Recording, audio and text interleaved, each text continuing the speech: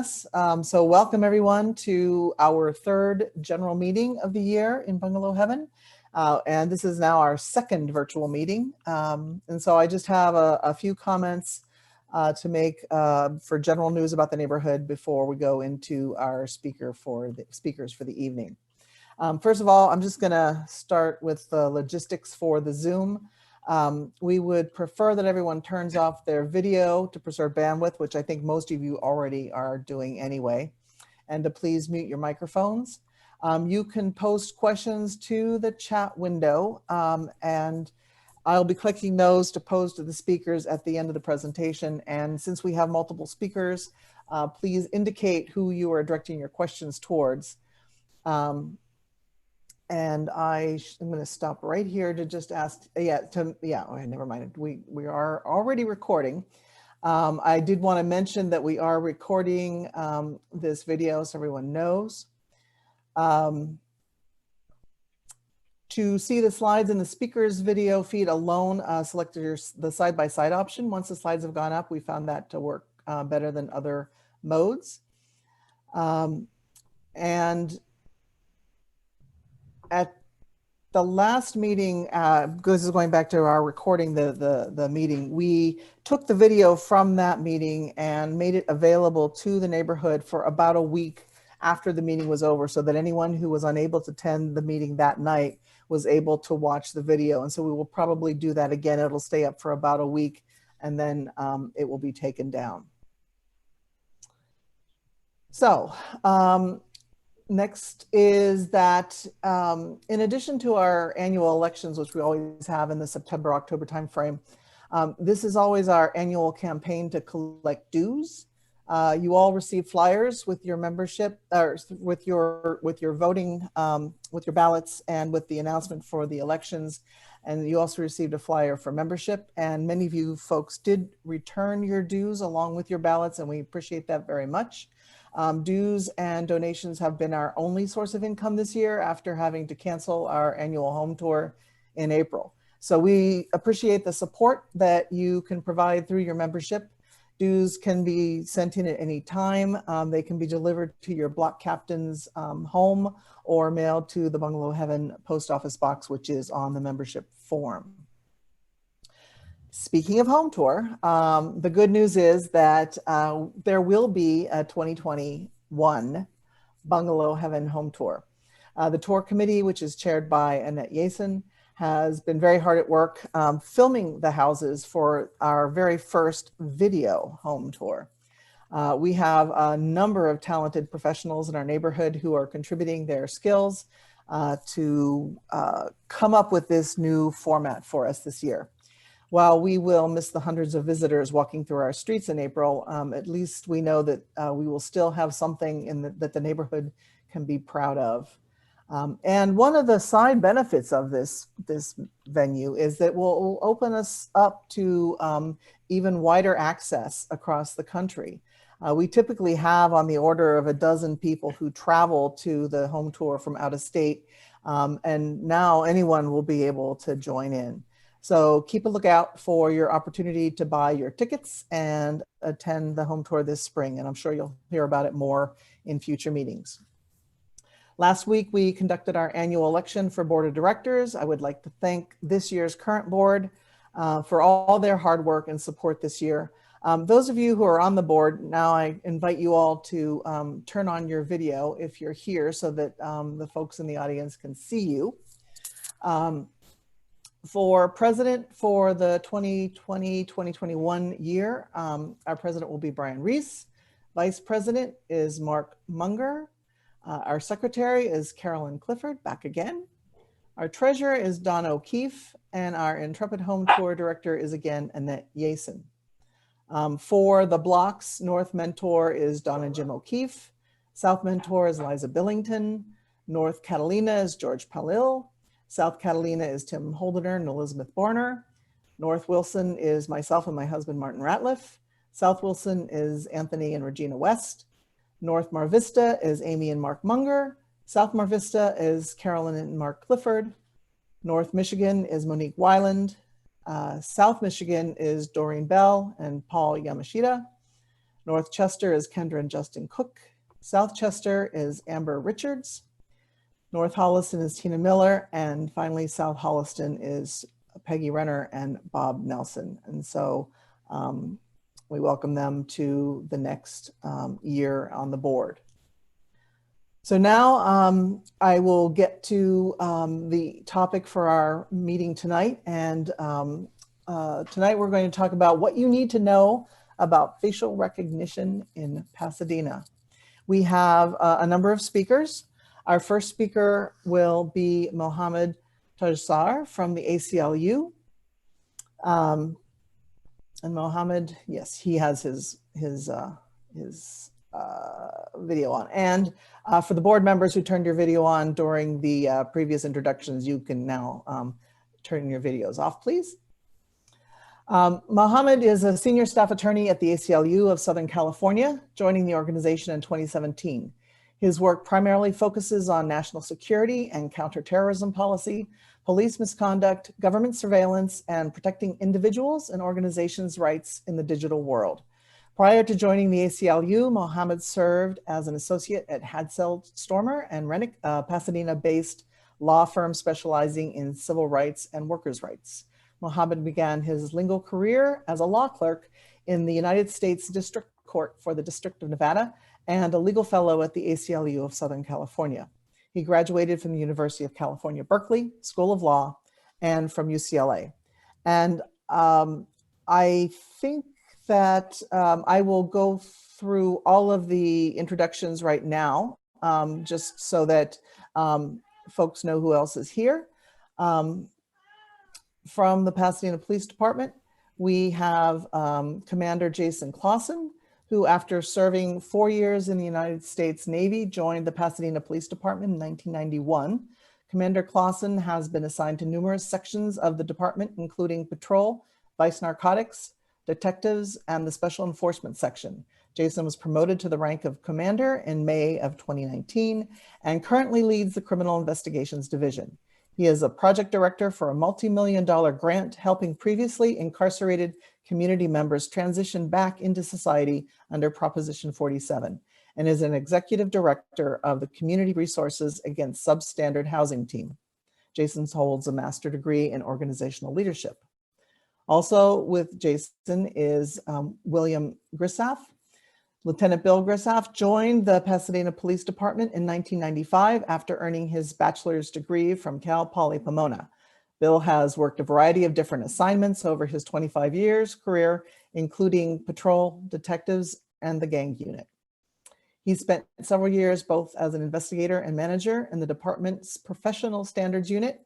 He served as a member of the Special Weapons and Tactics team and was assigned to the Air Operations section as a unit supervisor. He is currently assigned to the Chief's office as the Chief's adjunct and the department's press information officer. I welcome you in spending time with us tonight. Let's see, were we joined by Chief Perez by any chance while I was talking? If not, no, he has not been on, so. Okay, then we will go straight into the first part of the presentation, which is Mohammad. The way the agenda is going to play out for tonight is first Mohammad will be speaking for about 30 minutes.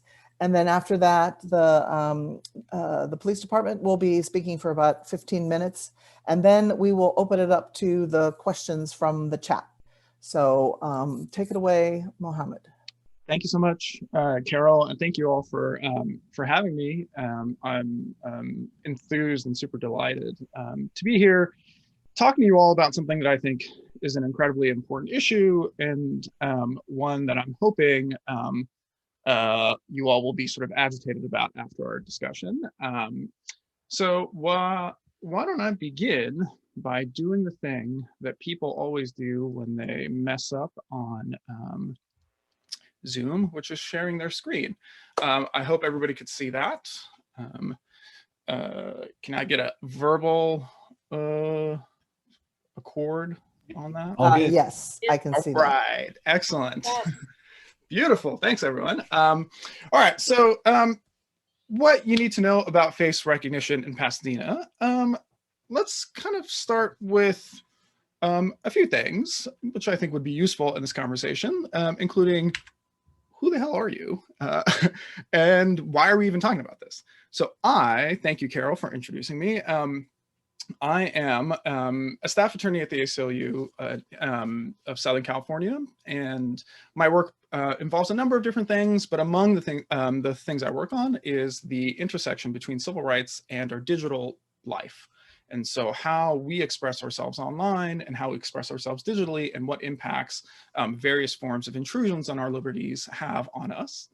I also happen to live in Pasadena. I don't live in bungalow heaven. I'm like a couple blocks away. So technically I'm outside your jurisdiction, but I'm thrilled nevertheless to be here. So that's a little bit about me. I'm also part of a nascent group called Pasadena Privacy for All, which I'll talk about at the end of the presentation. But we're a group of organizations and individuals who are interested in these questions about civil rights and privacy and surveillance here in the city. So what am I going to talk about today? There's the agenda. You know, what we're going to do is first talk about facial recognition. Then we're going to talk about how it's used in Pasadena. Then we're going to talk about why it's a problem, what its proponents say, and why what its proponents say is to me not sufficient to allay concerns about the use of facial recognition. And then 5, we're going to end with how people who might be interested in this question may want to get involved. So what is facial recognition and why do I want to talk about it? So I want to talk about it because it really is the front line, I think, in our fight nationally to defend civil rights in the digital age. And this technology is really unique in how it operates, and I think demands some serious scrutiny. So what is it? It's that. Technically, it is any equipment or software system designed to identify an individual from a digital image or a video frame of an individual's face, eyes, or irises. You all know what it is. It's pretty straightforward. It's what you know, I have it here. It's what I use on my phone to unlock my phone. Basically, it's a way that a computer system can identify you based on your face. But let's be a little bit more specific. How exactly does it work? Here's a crude model for exactly how face recognition works. You see an image is captured, that's number 1. Eye locations are then determined by a computer system. The image is then converted, cropped, and ultimately ends up in some kind of template used by a computer to match a face with an image. So technically what's happening here is that you start with this image and you end with something like that. And you end up in this process having the ability to identify a person somewhat accurately, and we'll talk about this later, based solely on their face if you have some data set to compare it to. So, okay, if that's what it is, why are we talking about it? Why does anybody in bungalow heaven need to be concerned about facial recognition?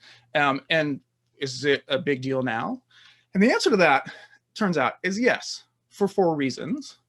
1, there is an incredible amount of computing power nowadays, as anybody who has the latest iPhone or Android phone can tell you. That computing power makes it really easy for computers to run a whole bunch of calculations and develop kind of neural networks that make it possible to do that kind of linking analysis that I was describing. Second, storage costs are pretty much de minimis. In other words, it's really cheap now to have a whole bunch of digital images on a hard drive. You know, like 40 years ago, having a gigabyte of hard drive space cost anywhere from $250,000 to $700,000. Right now, it costs maybe a couple cents, if that. So really, this, you can store pretty much as much information digitally as you want, and it'll be incredibly cheap. Third, there's a lot of faces around because there are a lot of images that we take. Because cameras are everywhere. In our personal devices, the government has cameras, the private sector has cameras, they're everywhere. And last, and perhaps most importantly, the reason why I want to talk about facial recognition is because it's used right here in Pasadena. All right, so who uses it in Pasadena? Well, I'll tell you. The Pasadena Police Department uses it, and they're going to talk about it and how it's used in a few minutes. But it's not just the Pasadena Police Department. The Rose Bowl uses it. Something some of us know about, but maybe not a lot of us know about. But it's not just, and the Rose Bowl, as you know, obviously, is the Rose Bowl operating company is a public entity. So it's the public sector. But it's not just the public sector. It's also a whole bunch of folks within the private sector that use facial recognition, right? So if you've never heard of this company called Pop ID, it's a company that peddles a software that allows businesses to use Face ID for customers to purchase stuff from them. So in Pasadena, there are actually a number of businesses that use this system to, as the Pasadena Star News described, pay with your face. I don't know if anybody's ever done that. I certainly haven't, but I think there are a number of restaurants here locally that use this system. So basically, it's all over the place here in Pasadena. And so I think, given that it's all over the place, it bears us thinking about it a little bit. And that's what I intend to do in my short time talking to you all. All right. So if it's being used here, how does the Pasadena Police Department use facial recognition? Because I think that's the site of most of where the scrutiny, I think, should lie in when thinking about facial recognition. Well, to answer this question, it bears mentioning that we didn't in fact know at first that Pasadena Police Department was using facial recognition technology. And indeed, the department itself denied using it for quite a while, despite it being, despite starting to use the technology perhaps as early as 2017, maybe earlier. The commander can confirm that. But they initially said that they didn't use it at all. If you want confirmation, I, in conjunction with my colleagues, sent a records request to the Pasadena Police Department in April 2018. And I said, please provide us documents about various surveillance technologies. The department came back and said, it doesn't use this technology. Turns out it did use that technology, and it used a number of different forms of technology. Currently, it uses a system called LACRIS. LACRIS is a system that's operated by, it's somewhat independent, but it's operated in part by the LA Sheriff's Department.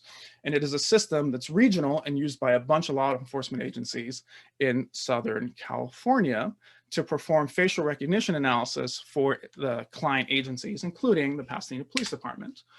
And it does all kinds of different things, including fingerprint identification, face recognition, iris recognition, and a bunch of other stuff.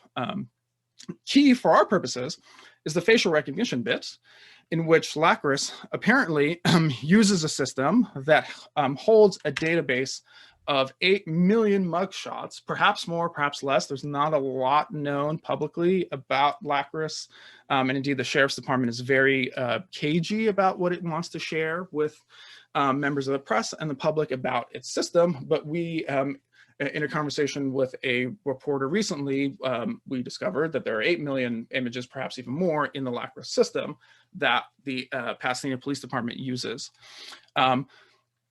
Before using the LACRIS system, the Pasadena Police Department used, evidently, we didn't know about this, but in recent disclosures, the department made it clear that they used a system called, from a company called Vigilant Solutions. And that's a private company, and it peddled another facial recognition system.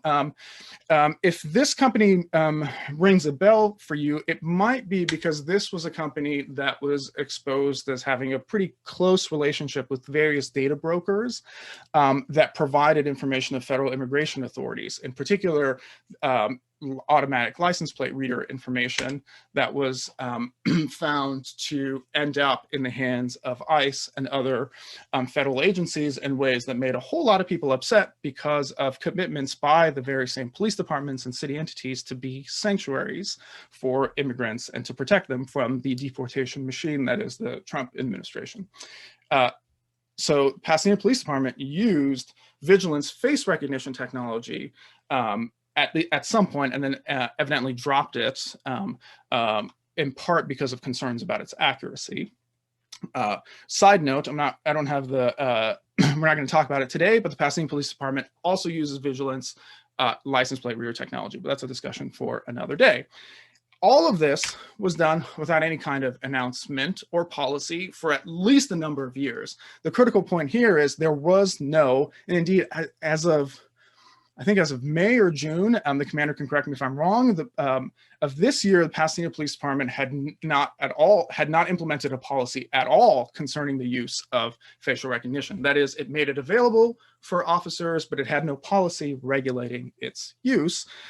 This is, it turns out, a familiar story. It also happened with the LAPD. The LAPD in this story published by the LA Times recently was revealed to use the very same system, again, after denying using that same system, and turned out to use that system quite frequently to the tune of 30,000 searches in the last decade. So that's the Pasadena Police Department. We'll talk a little bit more about how they're used, and I'm sure the commander will talk about it some more. How about the Rose Bowl? How does the Rose Bowl use facial recognition? Here's what we found. Some of you may remember this story, but if you recall back in 2018, a story circulated about how Taylor Swift at a concert used facial recognition software to detect stalkers. She has a real serious problem with stalkers. And so her management decided to use a facial recognition system to try to find and catch her stalkers and use that system at the Rose Bowl. That, I mean, at first blush, that doesn't seem terribly unreasonable, but we dug into it a little bit more, and it turns out it's way more pervasive than just that. Here's a document we found from July 2018 that sought approval for the installation of 416 monitors on 104 the WTMDs, or metal detectors, that is checkpoints around past the Rose Bowl, monitors that would deploy the use of facial recognition and use a proprietary system to capture images of individuals, fans, you know, people who go to the Rose Bowl for events and go through the security checkpoint, capture their faces, put it in a facial recognition database, run a database that potentially includes these various lists of suspected individuals, all with the aim of, quote, preventing unwanted individuals from entering the stadium, end quote. Who knows what that means? But that's what the Rose Bowl evidently does. Now, in response to a lot of community concern, recently, this is an article from July, this past July 2020, the Rose Bowl operating company defended its use of facial recognition and said, actually, this didn't have anything to do with security or preventing unwanted people from coming in. What we were trying to do was use facial recognition specifically for marketing and sponsorship engagement. Now, I don't know about you, but I'm concerned about the use of facial recognition for purported public safety reasons, but I'm definitely concerned about the use of my face for marketing and sponsorship engagement, whatever that means. So why then am I concerned? What's my problem with facial recognition, you might ask? Well, I've got two principal problems, and we'll talk about them. One is it's biased, and the other is it's deeply invasive. All right, well, you might ask me, what do I mean by biased? Well, I mean it in three different ways. And we'll talk about the three different ways. This is how facial recognition works. Facial recognition uses three different data sets. The first is the image that you have of a person you're trying to identify. The second is your database, your store of images that you're trying to run that initial image against, right? That's the 8 million mugshots that I was talking about. And the third is the algorithm, that is what the software, the images the software used to train itself so that it can perform facial recognition analysis. Now, at each of these three stages, or through each of these three nodes, the system is racist and sexist. Let's talk about it. And let's start from the back. So algorithm, and then we'll go up to the image. So the algorithms have been fairly conclusively demonstrated to be, to perform worse on Black, brown, and female faces. There's some research that shows that they perform worse on children and elderly people too. So all that to suggest that they work with, typically work with white male faces, but typically perform worse on Black, brown, and female faces. And by worse, that means misidentified individuals. Now, this research comes primarily from a group of researchers at MIT, led by a really well-known and fabulous researcher named Joy Buolinguini. I'm sorry, I don't know how to pronounce her last name, who actually spearheaded a lot of this research and found that facial recognition technology is uniquely inaccurate, particularly for women and people of color. But it's not just academic researchers. The federal government itself has confirmed this. So this is in a study published in December 2019, so just under a year ago, that basically looked at approximately, I think, around 100 vendors for facial recognition technology and found systematic racial bias among all of these systems. This is the report. It was conducted by the National Institute of Standards and Technology. For anybody here who knows anything about the federal government, that's the group that does a lot of research that's housed within the Department of Commerce for a whole bunch of different purposes, including for the purposes of assisting procurement decisions at the federal government level. So, the algorithms themselves are biased. But what about the databases of images like mugshots? Well, those databases of images, actually, before that, I did want to make additional point here. It's not just that the algorithms are biased, but that when humans use facial recognition, the result is biased. And we'll talk about that. What that means is even if a human double checks a hit on a facial recognition system, the mere fact that the system itself has identified a hit creates cognitive bias in the human double checker that makes it more likely that the human will go with what the computer says, because we have an innate bias to think that seemingly objective systems like computers tend to be correct. And that research is also pretty well established. So let's go to the second step. The facial recognition systems use databases of images to run against. And it turns out those databases are also biased and they're also racist. Why is that true? Well, because take the LACRA system. The LACRA system uses mugshots. It may use other images, but it uses mugshots. And what do we know about mugshots?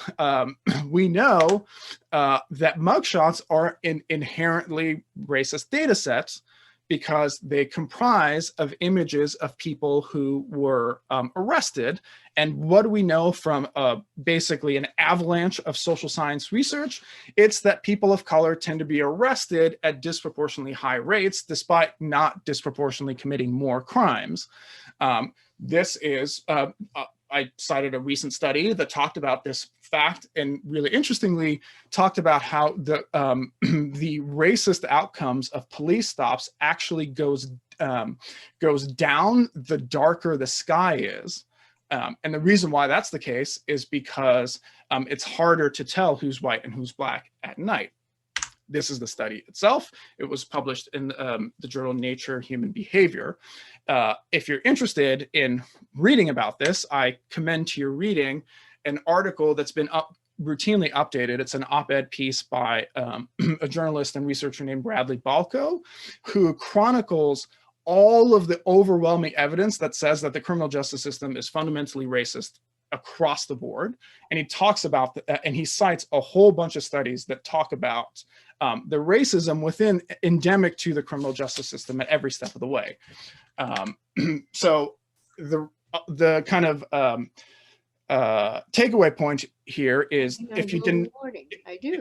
if you deny that the system is racist, it's as if you're denying global warming, in part because the overwhelming social science research demonstrates that that is true. That's different from saying individual police officers or individual prosecutors or judges are racist. That's not what the claim is. The claim is the system as a whole works in a racist and biased way. All right, so then let's talk about the image itself. How is the image that an individual police department uses? Where is the bias inherent in in that image. And here I want to direct your attention to the photograph of this gentleman. This is Robert Williams on a Thursday afternoon this past January, so in 2020. He pulled into his driveway in a suburb of Detroit, and a police car pulled up behind him. They handcuffed him in front of his wife and two young daughters, who were both distraught to see that their father was being handcuffed. Mr. Williams was charged with stealing watches from a Shinola store in downtown Detroit. Police had some grainy surveillance videos, and they ran that through a facial recognition system and relied on an off-site security contractor who chose Mr. Williams as the individual in that robbery. He was eventually held overnight, but the prosecution dropped his case. We subsequently found out that this was consistent. There were other incidents of this happening in Detroit and in other places. And this all demonstrates in part that even when you use the system, as Pasadena does, as one part of a broader investigation into a particular individual, it will create the disparate and racist outcomes that we're just describing.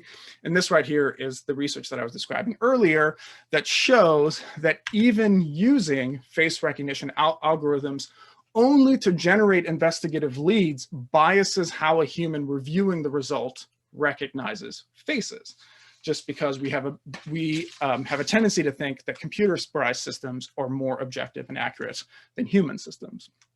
All right, so that was all the bias research. So let's assume for the moment, so put all that aside, I also said that facial recognition is uniquely invasive. And so what do I mean by uniquely invasive? So recall that all of these are data sets in which faces are used to train or to use facial recognition. All of these data sets rely on images captured of people without their consent. That's critical. You are likely in one of these three databases of any number of the 100 or so vendors that the federal government researched, and potentially thousands more.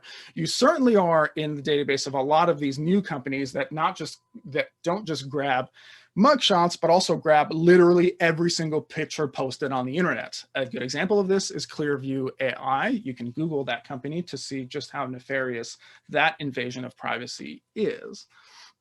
My point here is to say that even a perfectly accurate system is dangerous to liberty and the community. It not only chills free speech, it also infringes on our right to walk down the street without being tracked or thought about. But let's sort of unpack what that means. This is a slide in an image that was part of a New York Times series on location tracking of our cell phones by the ad industry. So your location and movements through the public information that's available reveal significant details about your private life. So where you go to a doctor, when you visit a liquor store, for instance, where you go to church, and where you live and work. Now, years ago, governments had to dedicate an enormous amount of resources to figure all this stuff out, or they would demand your location from a cell phone company. A face surveillance system, on the other hand, is a cheap automated time machine that can explore your private life in uniquely sensitive and even more disturbing ways. So to find a person in a crowd requires tracking the faces of a lot of people, including people who did not need to be tracked at all, perhaps many of us.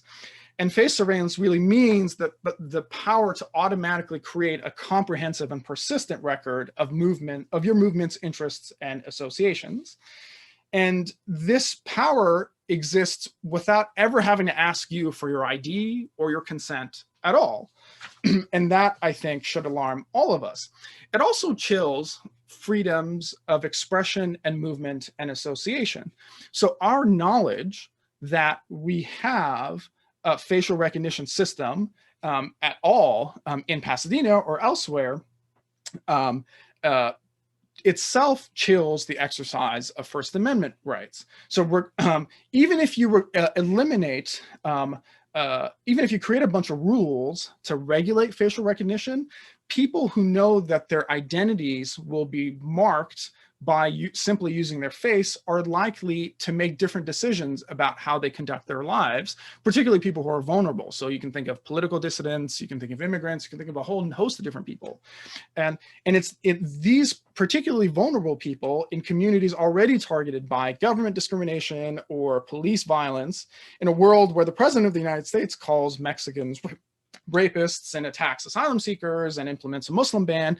It'd be really foolish, I think, for people not to assume the worst, whether or not, in fact, the worst will happen. So facial recognition doesn't just make us, I think, less safe. It really is, it makes us less free in the way that we think about exercising our rights. So in that sense, I don't believe that there's a real limited use of the technology because of the harms are so great. Okay, so I said a whole lot. I'm sure my friends in the police department are probably have been shaking their heads the whole time. Fair enough. What exactly do they say in response? Or what do I anticipate that they will say about all this stuff? Well, the first thing that they have said is it's not surveillance, it's limited. You know, I'm here talking about me being the ACLU is out here talking about surveillance, but what they do is a really limited use of facial recognition. It's not surveillance, it's something different. All right. Me, I'm not really invested in this particular argument because I don't really care what you call it. You can call it surveillance, you can call it gumshoe detective work, you can call it apricots. Doesn't really matter. What matters is the technology that's used and the unique dangers associated with that technology. Then they'll say, all right, but when we use facial recognition, we know that it cannot be the sole basis for an investigation.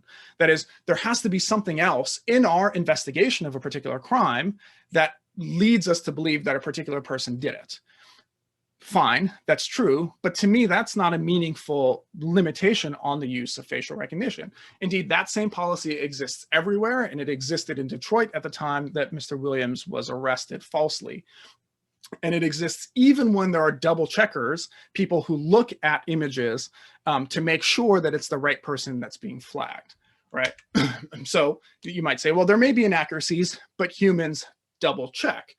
Well, here's what I would say to that. It's this, the department, in a sense, is saying, look, we recognize there might be inaccuracies. There were inaccuracies in our old system, but humans are going to double check it, right?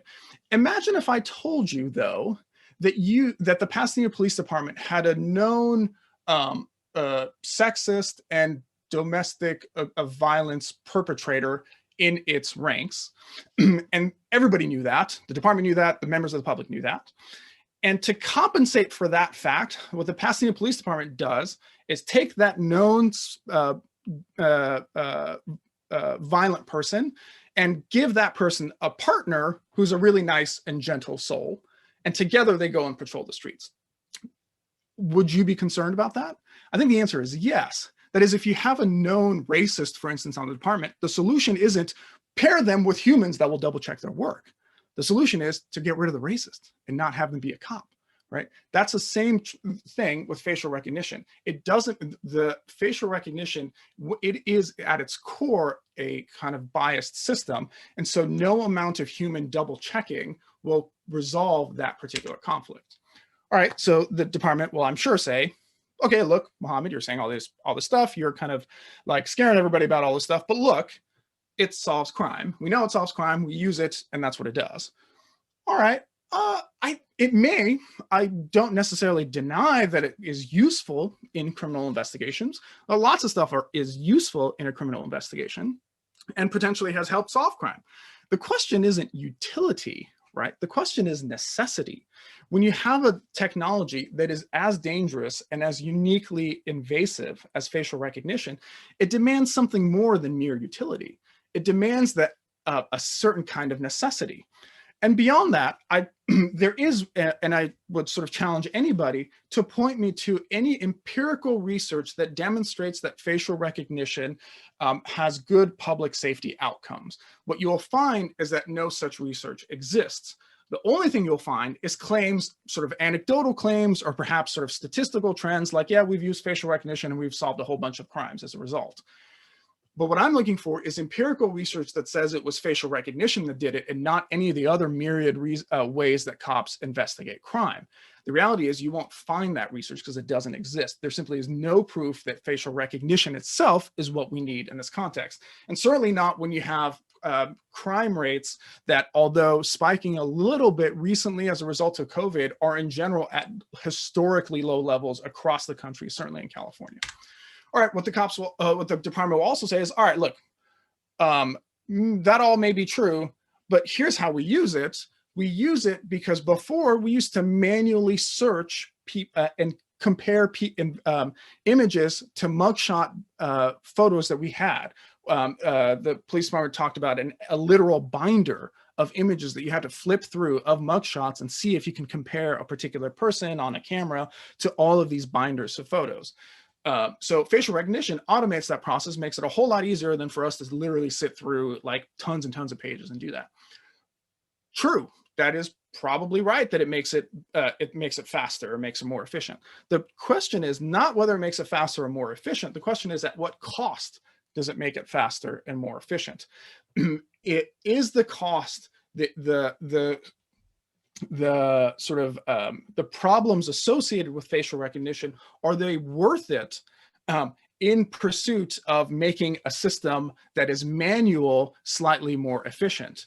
And I think the answer to that must be no, given the lack of empirical evidence that demonstrates its utility when compared to the overwhelming empirical evidence that demonstrates its inaccuracy. All right. So they might say, okay, well, sure, but we have policies to prevent abuse. Fine, maybe. They didn't. The Pasadena Police Department didn't have policies to prevent the abuse of the facial recognition system. And in fact, I've now seen their draft policy. I don't know, the commander can confirm whether it is in fact a formal policy now, but for a long time, they didn't have those policies. And really those policies kind of don't really do much, I think. They certainly don't resolve the core complaint about facial recognition, although they limit the use in some instances of the technology. Like for instance, it's not to be used for, it's only to be used in a particular criminal investigation. It's not to be used, for instance, at a protest or something like that. That I think is cold comfort in a context in which police departments are known to, where mission creep is a real problem with technology that police departments use. You know, and finally, the police department will probably say, we're not racist. You know, you say all this stuff about like facial recognition being racist. You say all this stuff about the criminal justice system being racist. That's not true here. Everybody knows that the Pasadena Police Department, or at least people here in this program, know that we're not at its core racist. You know, many of you know various police department, police officers. Yeah, I do. Do I disagree with that? I don't think so. I'm not impugning the integrity of anybody within the police department itself. What I'm suggesting is that the technology itself is racist and that the outcomes associated with policing produce racist ends. If they didn't, that is, if the Pasadena Police Department did not have racially disproportionate stops, did not have racially disproportionate arrests or convictions, then the Pasadena Police Department would be alone. It'd be the single, it would be distinct from every single other police department in the United States. And I think if we think that Pasadena Police Department stands alone as a police department without those kinds of endemic racist traits, then I think we might be fooling ourselves. All right, so I'm wrapping up. I'm convinced. Now what? Well, my pitch here is to say you should join the movement to press pause on facial recognition, like all of these cities have done in recent months and years. Here in Pasadena, there's a coalition that I'm a part of. It's called the Pasadena Privacy for All. We have this fancy website that's coming soon. And the coalition consists of various local organizations or individuals from local organizations, and just random unaffiliated people like you maybe, who are interested in this question. If you have more information, please contact me at this email address. I'd love to hear from you. Thank you so much for your attention. That was a bit of a whirlwind, but I hope it was somewhat edifying. Thank you, Mohammed. Now we're going to turn to our speakers from the Pasadena Police Department. Again, we have with us Commander Jason Clausen and Lieutenant Bill Grissow. Well, good evening, everybody, and glad to be here on this call. I agree with a lot of what Mohammed said, but not everything. The Reader's Digest version of this technology is, if a crime is committed in our community, the community or the victim or the store who is the victim, they will provide us images of the person who they are claiming committed a crime, such as somebody stealing from your house, where they break in a window, but they're caught on a Ring doorbell camera, or somebody who shoplifts from Target. The police will get that image, and we will utilize that, kind of like what Mohammed said. We will upload it into our lacquer system, and the system is going to produce a result. It's only an investigative lead. There's so many other steps that have to occur before we can go out and arrest somebody for that crime. And it sounds like the case out of Detroit was a training issue, that the police just went over and arrested the guy with just a match. But that's not the case, because there's so many other investigative steps that can be taken on a simple hit, so to speak, or face match, so to speak, to where, you know, we could go out and we can look in your trash can at 3 in the morning and look at every item in there and say, oh, look, there's the packaging for the item that was stolen. We can go on social media and look for pictures of our potential suspect wearing the same clothes that person went into the store with. We can look at other potential items of evidence, such as other video, seeing this person getting into a car and matching that person to the face of the person who was in the store. And at the end of the day, we can serve search warrants at people's houses. We can even go up to them and ask them if they're the ones that did it, based upon this investigative lead. And that's my intro. Bill can give you a more comprehensive overview. But again, I agree with what Mohammed said, but not everything that is in his statement is true, or how we use the system. I don't think he's ever been into our station to see what our computer screens look like, or our access that we have to the system, because it's not open for public view. So with that, I'd like to turn it over to Bill Gersoff. Yeah, and thank you for having me, Mohammed. Actually, you did an excellent job on describing the system itself. It's you're right on what that is all about and how we use it, and there are a lot of truths to what you said, but there are some things that aren't so true either. And what I want to do is I want to go through the PowerPoint that we provided at the public safety and city council meetings. Let's see if I can share my screen here. And I'm having issues now. Can you guys see the screen at all? Not yet. Let me try this again. There we go. How about now? Okay, now we see it. Okay, so just before I do get started, we did start using it back in 2017. We actually were unaware that it was available to us prior to 2017. We came across it. It's a completely free system to the city of Pasadena. It's all run through programs throughout the state, the Department of Justice. The Los Angeles County Sheriff's Department are the managers of it for all of LA County area. They do give access to members, any law enforcement agency within the Los Angeles County. A lot of people don't know that it's available. That is true. A lot of agencies didn't know that it was available. We came across it because we had a picture from back in 2017, that a picture from a bank robbery that had occurred. We knew that a neighboring agency was using the system. We took it to them and said, "Hey, we hear you have this real high-tech Wazoo facial recognition system. Can you run this picture for us?" They said, "Oh yeah, of course. This is somebody you may want to start looking into, but why aren't you guys just doing it yourselves?" And we're like, "What are you talking about?" And came to light that in fact we do have access to it. So we did sign up and started using it back in 2017. It was done out of our detective section. It was not widely known by several people in the department, and that's probably why Mohammed got that letter back saying we don't use it, because the person who responded to that letter was unaware.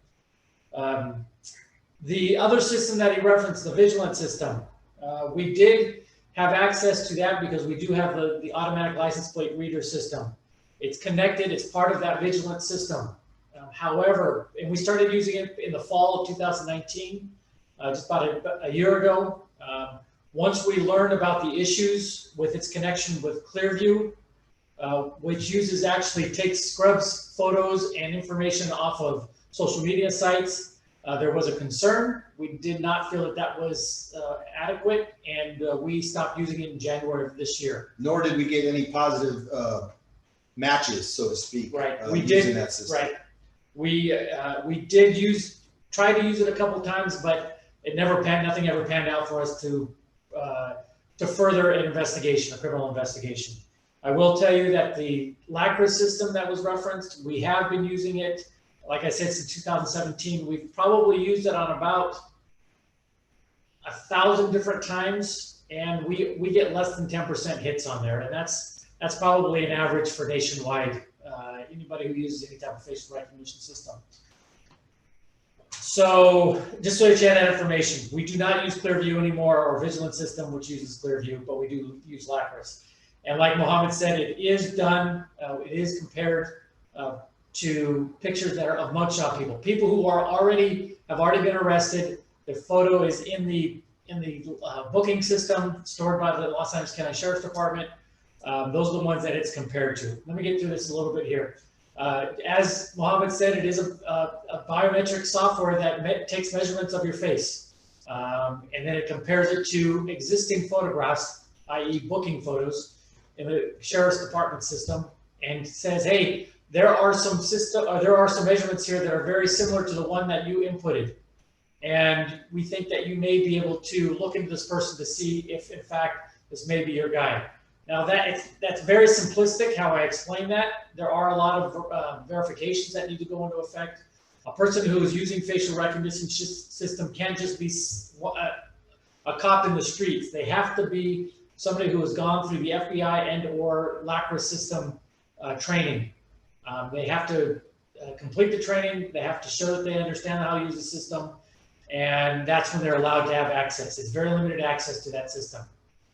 It is a technology that we use to create investigative lead. Remember, the purpose of any police department is to investigate criminal activity.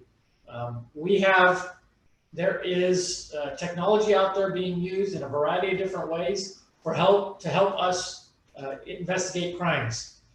This is just another piece of technology that we use to solve crime and to catch individuals who we believe and the court system will ultimately determine if they're guilty of that crime. Like I said, we use LACRA's. So just so you're aware, at the time that somebody gets arrested and the time that they're booking, a subject's fingerprints, photographs, and arrest data is collected, stored, and reported to the Department of Justice. Okay, this information is maintained and used for investigative purposes. That's the reason that we compare them to the mugshot photos. Like I said, a face reviewer or somebody who has to verify, in fact, that a photograph that is a possible match, they have to attend this training before they can use the software. Very important aspect of this issue is Assembly Bill 1215. This bill went into effect earlier this year. Basically, it prohibits law enforcement from installing, activating, or using any biometric surveillance systems in connection with the officer's camera, a body-worn camera, or data collection by an officer's camera. Okay, so as you're aware, Pasadena Police Department officers all carry body-worn cameras. What this law is saying is that we cannot have our body-worn camera stream live to the system, the LACRA system, and compare somebody who we're contacting and immediately tell us, hey, that is so-and-so, they've got a warrant, they're wanted for this crime or anything like that. It prevents us from doing it. Our system can't do that. We don't have the software or the hardware set up to do that. And there's a reason, because it's outlawed, okay? As Mohammed mentioned, we do have a draft policy in place that we are moving forward. We're waiting to get approval and review waiting to get reviewed by the Public Safety Committee as well as City Council. So how does the system work? So somebody comes into it, let's say it does a bank robbery. as we all know, banks have several cameras throughout the entire building, and their camera systems are very high quality, meaning we get a very good picture from their systems. So a person comes in, does a bank robbery, their photo, their image is captured on that system. Okay, they say, hey, this is the guy, we have a printout of him, and they provide that picture to us.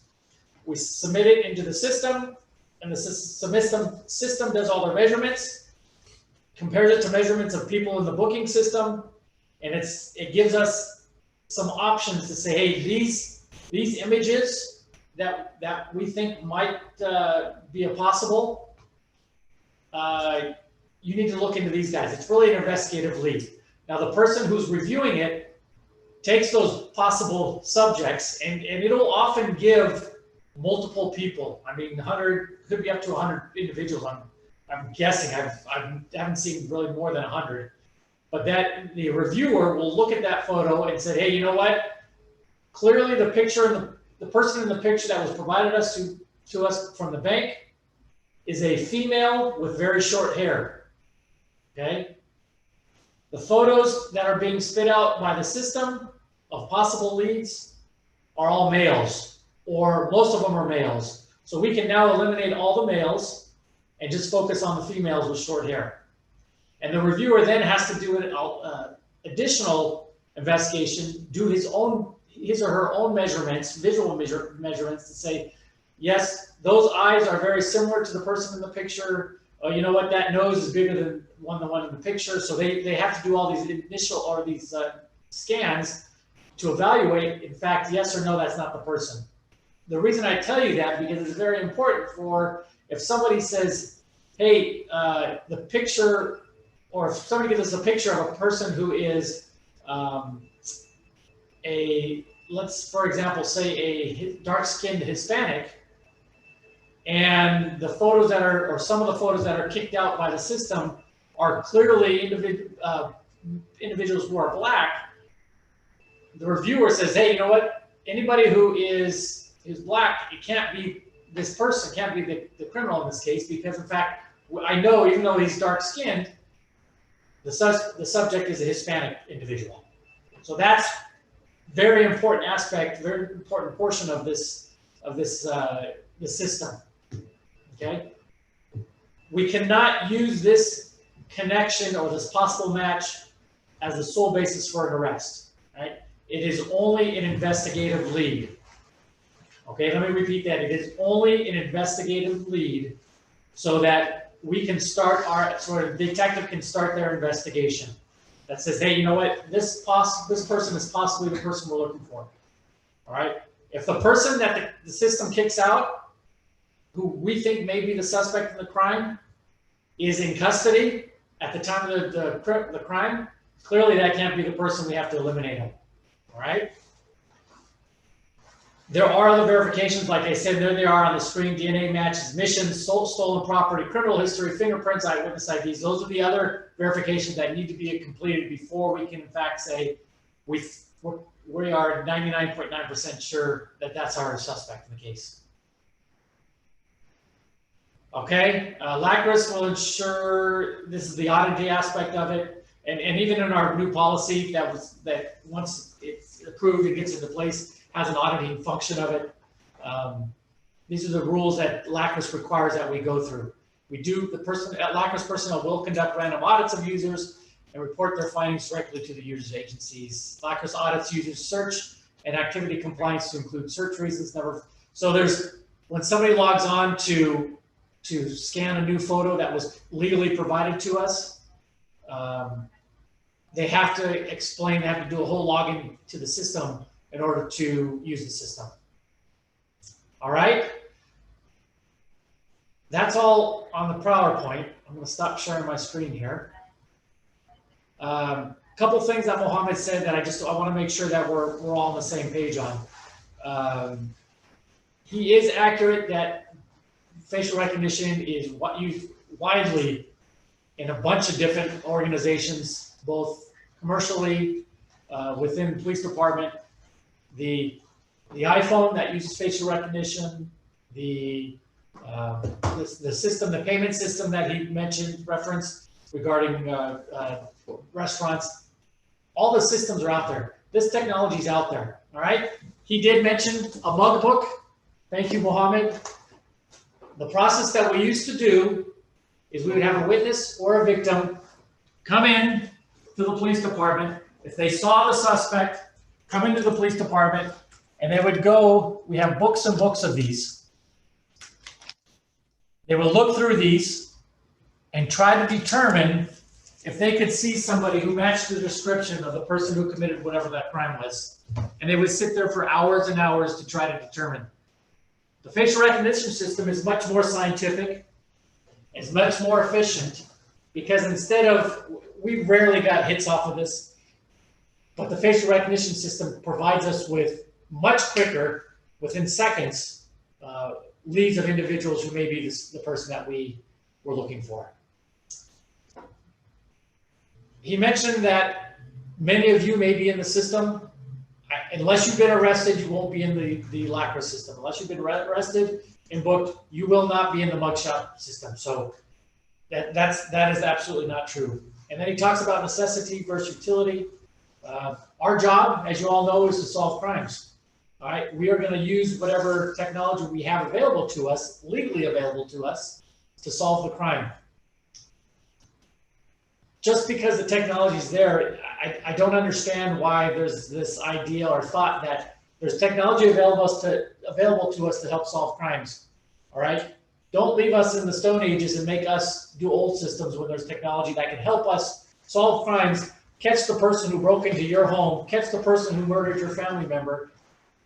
It's available for us to do it quickly and efficiently. Why not? If it's there legally, why not use it? Thank you very much. Thank you. One other thing, and I don't know if I mentioned it, I think I did.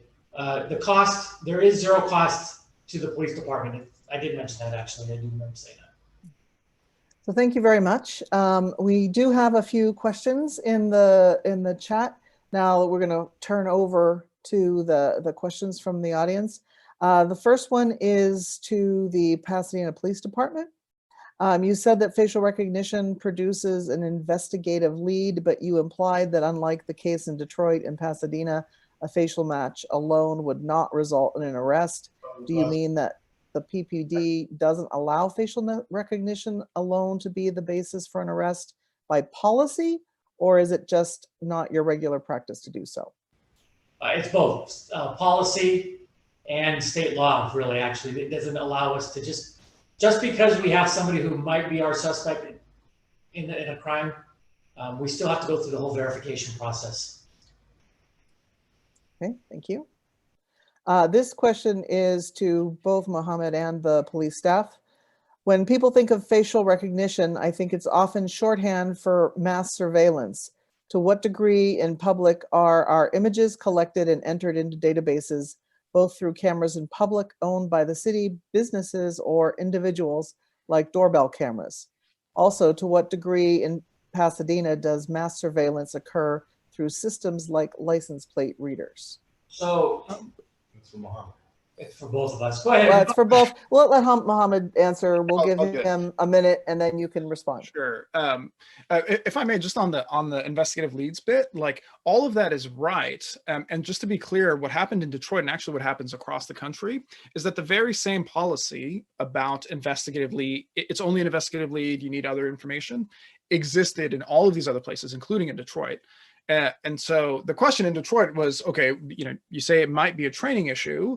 That may well be the culprit, but my guess is that that's not an isolated incident because the nature of the technology itself is a problem. And that, as I've demonstrated through all the studies that we sort of talk about. And so the other thing I'd mention just about the policy is all of that presentation none of that was committed in writing in any form of policy. That policy simply didn't exist for a couple of years.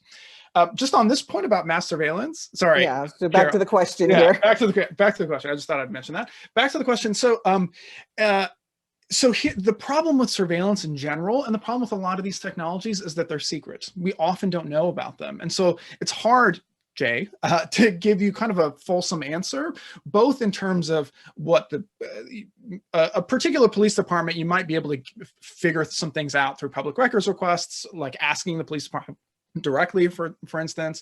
But in general, this entire ecosystem of data collection, retention, sharing is really a Wild West legally. I do this work kind of on a daily basis, and there really is no real regulatory infrastructure to deal with the proliferation of data, including biometric information, but all host of other information, and proliferating that data through all of the different ways that data is collected and stored and retained. And so part of what we are attempting to do at the ACLU, at other places, is to create rules of the road so that we don't have a Wild West when it comes to people's data. And so that there are strict limitations on who gets access to information and who doesn't. So that, for instance, if you use, like I do, Face ID on a phone, you can be somewhat confident that that's not going to end up being in the hands of some cop or some random predatory company. But the reality is that we cannot be assured that that's true in the current regulatory system, where it really is the Wild West. And even the police department doesn't often know who, for instance, its contractors share information to with other places. So that's kind of the tricky problem here. Okay, thank you. And I don't use Face ID on my phone. So now I'm going to turn it over to the police department. Do you want to respond to that same question? Do you need me to read it over again, or can you see? No, I've got it on the screen here. And, okay. And Mohammad is actually correct with all the data. There is so much data out there, so much data available. But I hate to burst anybody's bubble. The reality of it is that data is being used by everybody, businesses, people online. Everybody's looking for this data to see who they're going to target for marketing, who they're going to target for whatever. So that data is out there. We're all probably in the facial recognition or systems as far as that information goes. But as far as surveillance go, I have a real concern with that word surveillance, because surveillance to me implies constant monitoring for purposes of gathering data. It's not that we're constantly monitoring. It's not on our body worn camera. As I told you earlier, that the law prevents us from doing it. What this does is it's a photograph that is provided to us, usually voluntarily, from a victim of a crime, who gives that to us and says, here, this is the person who did this. Go find who did this crime to me. Go find who broke into my house. Go find who raped whoever. They provide that to us legally. We take that and scan it into the existing system of individuals who have been booked previously. That's all it is. We're not out there constantly monitoring. Hold on. And we have an active case where somebody threw an explosive device in the Cheesecake Factory from a couple of years ago, where we have a very clear image, but we don't know who that is. That person doesn't come up on our facial recognition platform. So we don't know what to do with this guy, as there is no investigative lead that this system is giving us on this one person. Okay, thank you. We're going to move on to the next question. It doesn't say who it's for. The question is, if mugshots are used for comparison and criminal history is one of the verification methods, how does the combination not prejudice the, I'm sorry, I'm not reading very well. How does the combination not prejudice the investigation? How much verification is required to make an arrest? And I think maybe that sounds like it's going to the police department. Yeah, I think so. There's a thing called reasonable suspicion and probable cause. And we all know, if we're driving down the street, the freeway at night, and we see a guy weaving through the lanes, we're probably gonna educated guess, that this person might be intoxicated. Or he's on his cell phone. That's reasonable suspicion. We then have the right to pull this person over because of the conduct, and then we, the police, will have to go through a set of standardized tests to develop probable cause to see if this person is indeed drunk and he's driving under the influence of alcohol. We would then arrest him. Just like this photograph, because this computer says this is probably your guy or might be your guy. And Bill talked about it. There's other steps that we have to validate. And a lot of times we'll confront somebody and they'll admit it, because we'll show them the picture and they'll be, yeah, that's me. So consent, admissions, other evidence, trace evidence, DNA collected with the print. There's so many other things that we do because even if the guy says, yeah, it was me, I did it, the investigation still continues because we need to do more investigation and try to get more evidence to prove that this person. But Bill said it earlier too, we eliminate people also for being not. Just like he said that there was a hit, when we ran the person from the hit and we validated that he was in county jail and it was impossible for him to be the person, that person has then been eliminated. So we're also identifying suspects, but we're eliminating those who are not. Okay, thank you. If I may just add one quick thing, do you Okay. mind on that point? So, all of that is right with respect to the legal standard. I'm a Fourth Amendment specialist, so all my work is in the Fourth Amendment, so I have a pretty clear understanding of like how that works. The problem is, I think that facial recognition in general is assumed to either be reasonable. A facial recognition match can often be assumed to be reasonable suspicion or probable cause necessary to effectuate an arrest, and that right there is part of the problem. And all of that, none of that touches, I think, the bigger concerns about a pervasive use of facial recognition by the government in ways that generates the kind of fear that the First Amendment is intended to protect against. So that's the other problem. And lastly, it's definitely is true that lots of entities, people, individuals use biometric data analysis, facial recognition. All of that is right.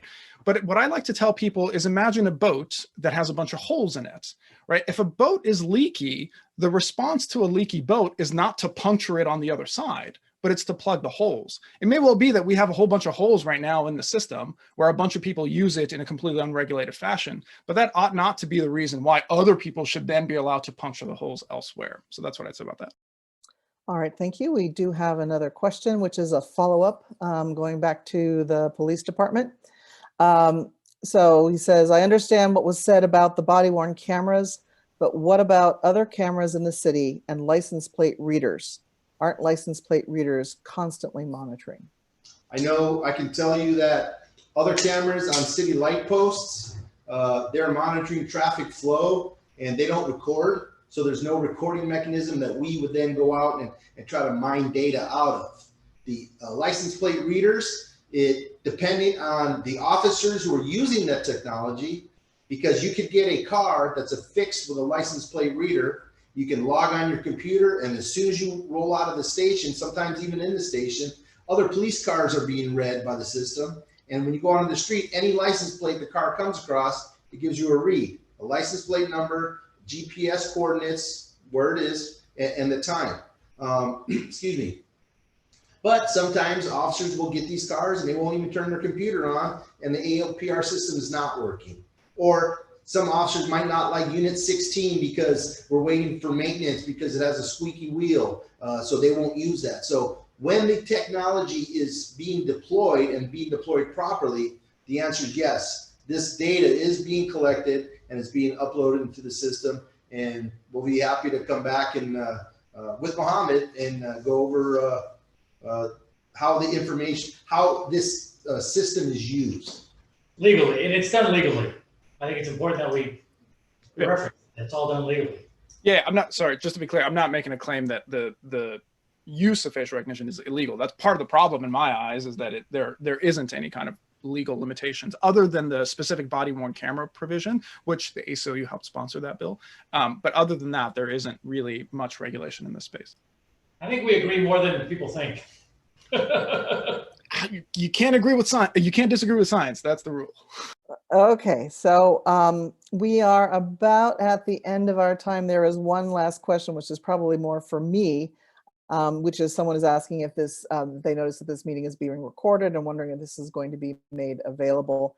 And I did mention at the beginning of the discussion that we will post this video for about a week for the neighborhood to be able to watch for those folks who weren't able to make it tonight. So there will be probably an announcement that will come out to the email distribution list for those people who RSVP'd to this meeting. So you'll see it there. So with that, I would like to thank Mohammed, and I would like to thank Commander Clausen and Lieutenant Grissaff for spending their time with us here tonight. We really appreciate your ability to be able to have this discussion back and forth in a polite and civil environment. And so we thank you very much and look forward to meeting with you again sometime soon. And thank you all to everybody in the neighborhood who showed up to the meeting. We appreciate your participation in the Neighborhood Association, and we'll see you at our next general meeting in probably about another 3 months. So thank you very much. Thank Good night, you, Carol. everyone. Thank you all for listening. Thanks, everyone.